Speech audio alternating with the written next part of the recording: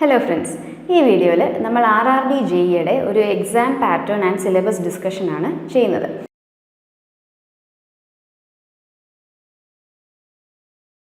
അപ്പം നമ്മൾ കൂടുതലും ഫോക്കസ് ചെയ്യുന്നത് സിവിൽ എഞ്ചിനീയറിംഗ് സ്റ്റുഡൻസിന് വേണ്ടിയിട്ടുള്ളൊരു പാറ്റേൺ എക്സാമിൻ്റെ അല്ലെങ്കിൽ സിലബസിൻ്റെ ഒരു അനാലിസിസ് ആണ്. അപ്പോൾ പോളിടെക്നിക് സിവിൽ, അതായത് പോളി സിവിൽ ചെയ്തവർക്ക്, പോളി സിവിൽ ആൻഡ് ഹയർ ക്വാളിഫിക്കേഷനുള്ള എല്ലാ സിവിൽ എഞ്ചിനീയറിംഗ് സ്റ്റുഡൻസിനും ഈ ഒരു പോസ്റ്റിലേക്ക് അപ്ലൈ ചെയ്യാം. ഇപ്പോൾ സാധാരണ RRB JEE എക്സാം നടക്കുന്നത് 2 ടയറായിട്ടാണ്, ടയർ 1 ആൻഡ് ടയർ 2. ഇപ്പോൾ CBT കമ്പ്യൂട്ടർ ബേസ്ഡ് ടെസ്റ്റാണ്. ഇപ്പം 2 ടയറും ക്വാളിഫൈ ചെയ്യുന്ന കുട്ടികൾക്ക് പിന്നീട് ഡോക്യുമെൻറ്റ് വെരിഫിക്കേഷന്, അതും കഴിഞ്ഞ് മെഡിക്കൽ എക്സാമിനേഷൻ ഉണ്ടാവും. അതും കഴിഞ്ഞിട്ടാണ് നമുക്ക് ഫൈനൽ റാങ്ക് ലിസ്റ്റ് വരുന്നത്. അപ്പം ഓരോ ടയറിൻ്റെയും ഓരോ CBT എക്സാമിൻ്റെയും ഒരു പാറ്റേണും അതിൽ പ്രിപ്പയർ ചെയ്യേണ്ടത് എന്തൊക്കെയാണ് എന്നത് നമുക്കൊന്ന് നോക്കാം.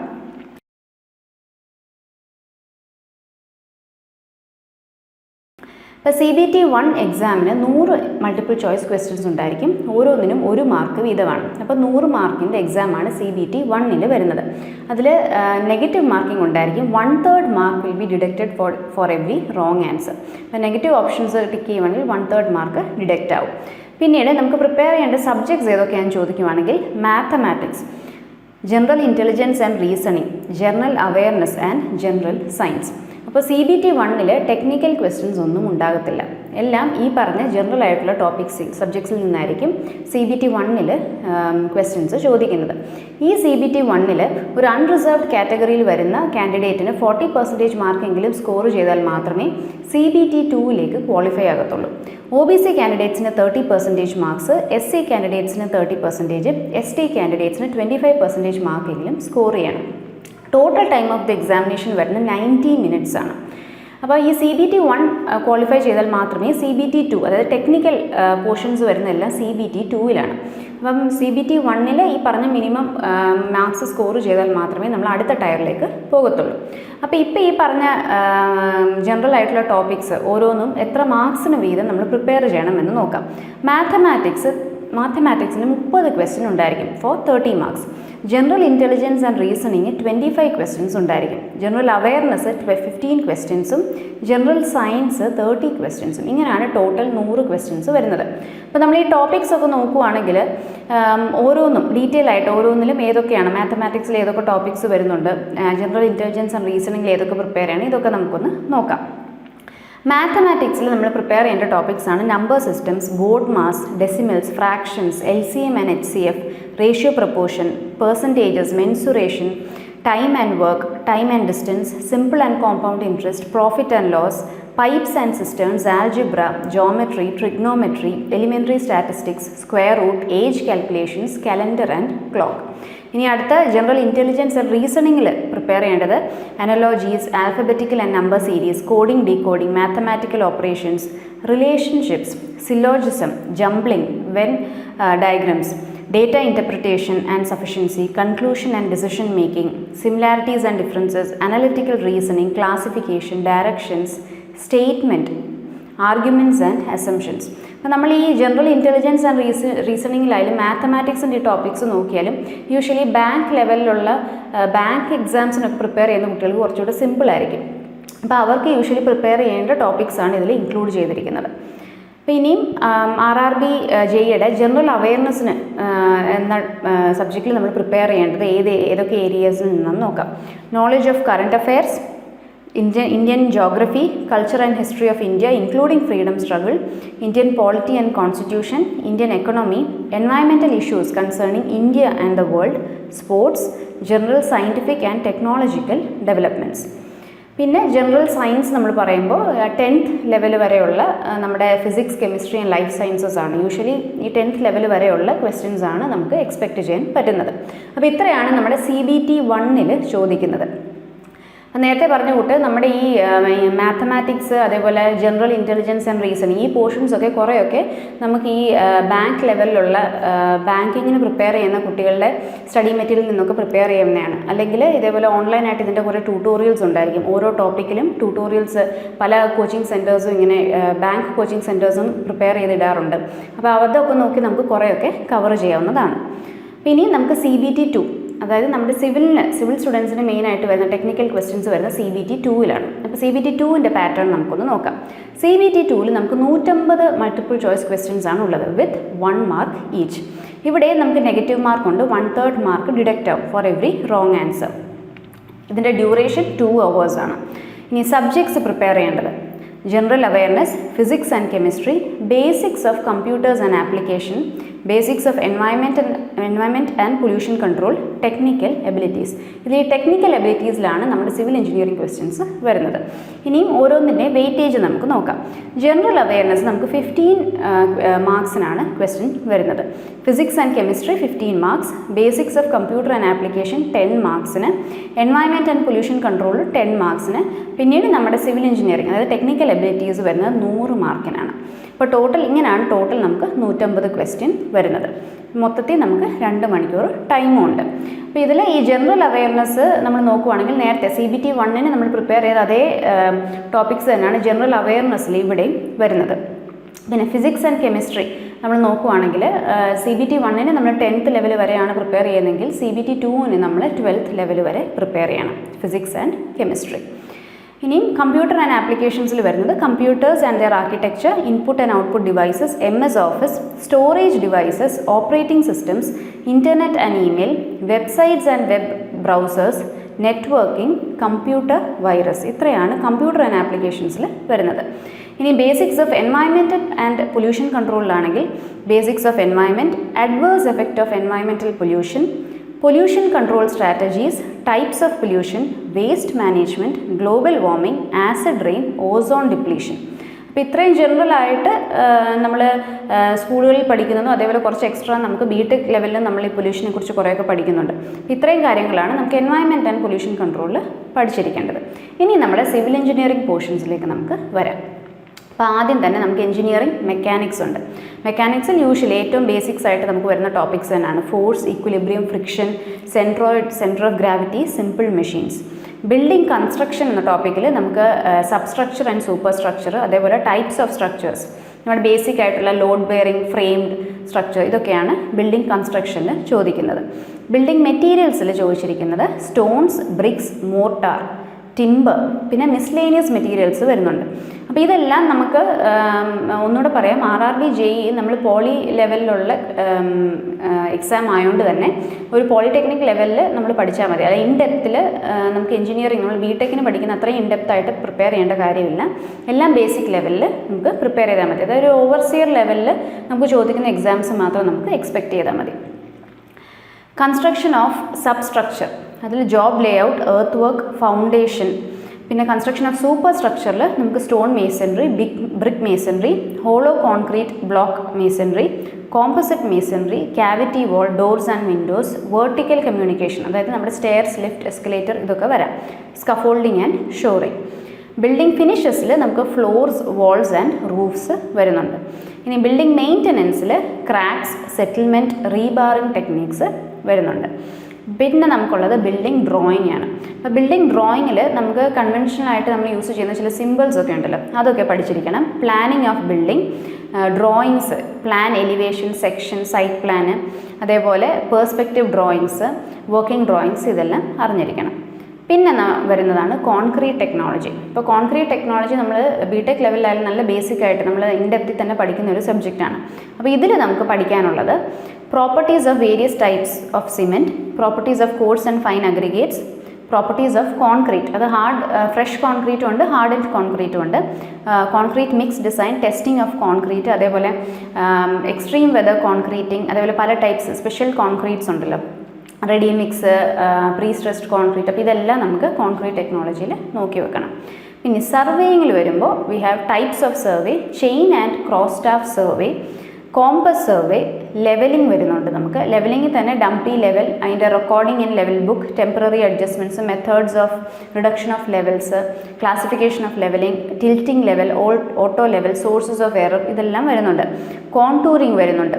കോൺടൂറിംഗ് തന്നെ നമുക്ക് contour interval, characteristics, method of location, interpolation, establishing grade contours, use of contour maps, area and volume computation വരുന്നുണ്ട്.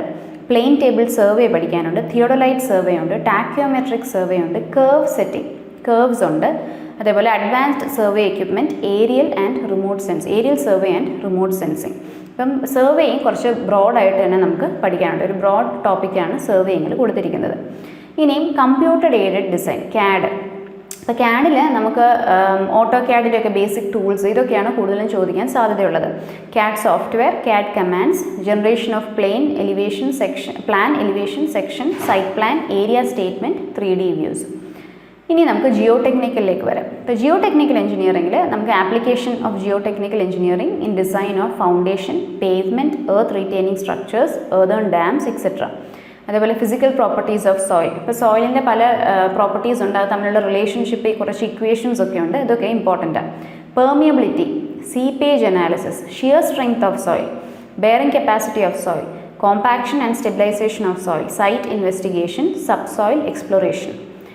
ഹൈഡ്രോളിക്സിലേക്ക് വരുമ്പോൾ properties of fluid, hydrostatic pressure, measurement of liquid pressure in pipes, fluid flow of liquid through pipes, flow through open channel, flow measuring devices, hydraulic machines. ഇത്രയാണ് നമുക്ക് FM എന്ന subject, അതായത് ഹൈഡ്രോളിക്സിൽ നിന്ന് വരുന്നത്. ഇനി irrigation എഞ്ചിനീയറിംഗിൽ നമുക്ക് hydrology, investigation and reservoir planning ചോദിച്ചിട്ടുണ്ട്. Percolation tanks, diversion head works, ഇത്രയാണ് ഇറിഗേഷൻ എഞ്ചിനീയറിംഗിൽ പറഞ്ഞിരിക്കുന്നത്. ഇനിയും നമുക്ക് മെക്കാനിക്സ് ഓഫ് സ്ട്രക്ചേഴ്സ് വരുന്നുണ്ട്. മെക്കാനിക്സ് ഓഫ് സ്ട്രക്ചേഴ്സിൽ നമ്മുടെ ബേസിക് ആയിട്ടുള്ള നമ്മൾ പഠിക്കുന്ന ഇനീഷ്യൽ പോർഷൻസ് ഒക്കെയാണ് ചോദിച്ചിരിക്കുന്നത്. Stress and strain, shear force, bending moment diagrams, moment of inertia, stresses in beams, analysis of stress, strain energy. ഇനി തിയറി ഓഫ് സ്ട്രക്ചേഴ്സിൽ നമുക്ക് ഡയറക്റ്റ് ആൻഡ് ബെൻഡിങ് സ്ട്രെസ് ഉണ്ട്, സ്ലോപ്പ് ആൻഡ് ഡിഫ്ലക്ഷൻ ഉണ്ട്, fixed beam, continuous beam, moment distribution method, columns. ഇപ്പോൾ മറ്റ് methods ഒന്നും ചോദിച്ചിട്ടില്ല, moment distribution method എന്ന് മാത്രമേ പറഞ്ഞിട്ടുള്ളൂ. ഇനി നമ്മുടെ ഡിസൈൻ ഓഫ് കോൺക്രീറ്റ് സ്ട്രക്ചേഴ്സ്, അതിൽ working stress method, limit state method, analysis and design of Zwingli and W reinforced sections. പിന്നെ ഷിയർ പഠിക്കാനുണ്ട്, bond, development length, analysis and design of T beams, slab, axially loaded columns and footings. ഇത്രയാണ് DRC എന്ന് ചോദിച്ചിരിക്കുന്നത്. ഇനി DSSൽ നിന്ന് design of steel സ്ട്രക്ചേഴ്സിൽ നമുക്ക് types of sections ഉണ്ട്, grades of steel, strength characteristics, IS code, connections, design of tension and compression members, truss ചോദിച്ചിട്ടുണ്ട്, beams, column bases. അപ്പോൾ ഇത്രയും വരുന്നുണ്ട് DSSൽ നിന്ന്. ഇനിയും നമുക്ക് ട്രാൻസ്പോർട്ടേഷൻ എഞ്ചിനീയറിംഗിലേക്ക് വരുമ്പോൾ റെയിൽവേ എഞ്ചിനീയറിംഗ് ആണ്. നമുക്ക് ഊഹിക്കാവുന്നതേ ഉള്ളൂ, റെയിൽവേ എഞ്ചിനീയറിംഗ് നല്ല ഇമ്പോർട്ടൻസോട് കൂടി തന്നെ പഠിക്കണം. റെയിൽവേ എഞ്ചിനീയറിംഗ്, പിന്നെ ബ്രിഡ്ജ് എഞ്ചിനീയറിംഗ് പറയുന്നുണ്ട്, ടണൽ എഞ്ചിനീയറിംഗ് പറഞ്ഞിട്ടുണ്ട്. അപ്പോൾ ഇത്രയാണ് നമുക്ക് ട്രാൻസ്പോർട്ടേഷൻ എഞ്ചിനീയറിംഗിൽ നിന്ന് പ്രിപ്പയർ ചെയ്യേണ്ടത്. ഹൈവേ എഞ്ചിനീയറിംഗിൽ നമുക്ക് റോഡ് എഞ്ചിനീയറിംഗ് ഉണ്ട്, investigation for road project, geometrical design of highways, construction of road pavements and materials used, traffic engineering ഉണ്ട്, ഹിൽ റോഡ്സ് ഉണ്ട്, drainage, maintenance and repair of roads.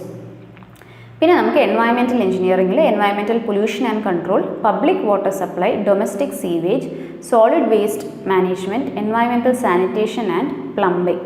ഇത്രയാണ് എൻവയൺമെൻറ്റൽ എഞ്ചിനീയറിംഗിൽ നിന്ന് ചോദിച്ചിരിക്കുന്നത്. പിന്നെ നമുക്ക് advanced construction techniques and equipment എന്നൊരു topic വന്നിട്ടുണ്ട്.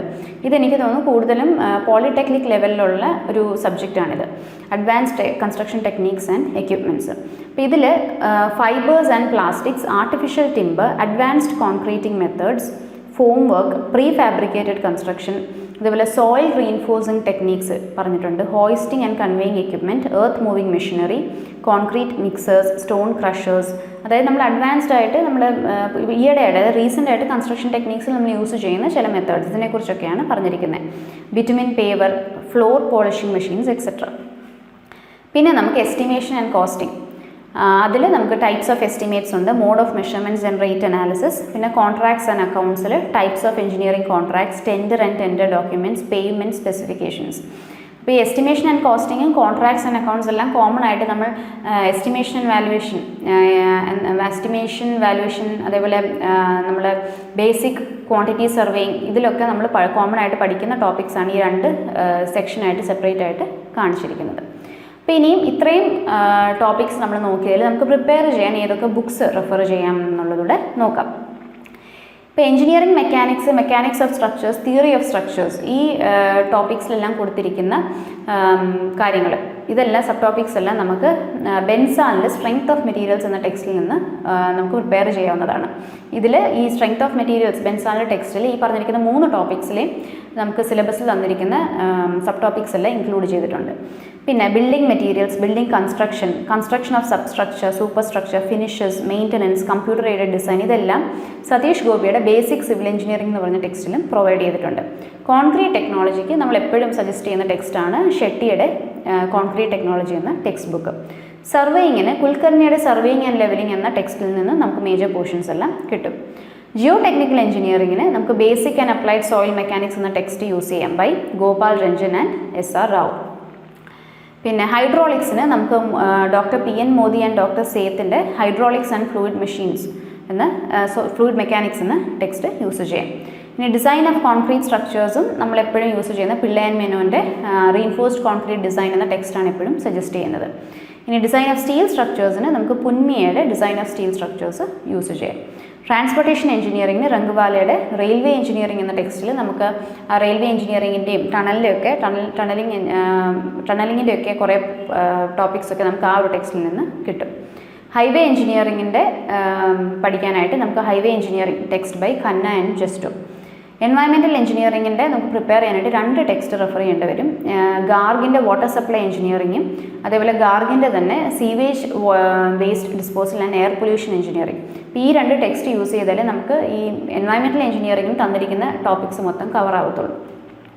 പിന്നെ എസ്റ്റിമേഷൻ ആൻഡ് കോസ്റ്റിംഗ് അതേപോലെ കോൺട്രാക്ട്സ് ആൻഡ് അക്കൗണ്ട്സിന് നമ്മൾ ദത്തയുടെ estimation and costing in civil engineering ആ ഒരു ടെക്സ്റ്റ് യൂസ് ചെയ്താൽ നമുക്ക് മിക്ക പോർഷൻസും കവർ ആവും. പിന്നെ advanced construction techniques and equipment എന്ന് പറഞ്ഞ ഒരു ടോപ്പിക്ക് പറഞ്ഞായിരുന്നല്ലോ, അതിൻ്റെ നമുക്ക് പ്രിപ്പയർ ചെയ്യേണ്ട ഡീറ്റെയിൽസ് എല്ലാം മെറ്റീരിയൽ എല്ലാം നമുക്ക് MR സമലിൻ്റെ അഡ്വാൻസ്ഡ് കൺസ്ട്രക്ഷൻ ആൻഡ് എക്യുപ്മെൻറ്റ് എന്ന് പറഞ്ഞൊരു ടെക്സ്റ്റ് ഉണ്ട്, അതിൽ നിന്നും ഒബ്റ്റെയിൻ ചെയ്യും. അപ്പോൾ ഇത്രയാണ് മെയിനായിട്ട് നമുക്ക് അല്ലെങ്കിൽ ഒരു മേജർ പോർഷൻ നമ്മുടെ സിലബസിൻ്റെ കവർ ചെയ്യാൻ ഇത്രയും ബുക്സ് റെഫർ ചെയ്താൽ പറ്റും.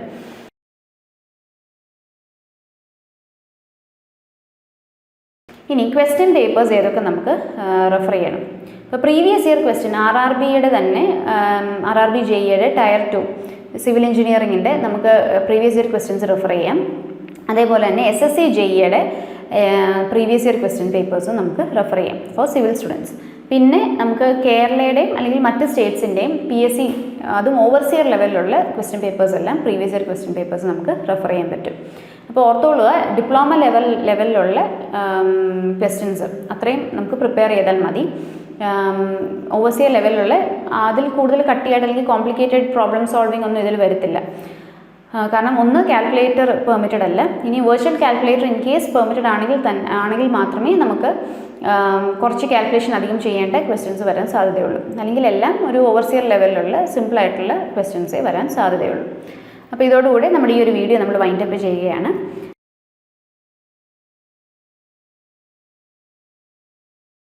RRB JEE പ്രിപ്പയർ ചെയ്യുന്ന എല്ലാ സ്റ്റുഡൻസിനും ഓൾ ദി ബെസ്റ്റ്.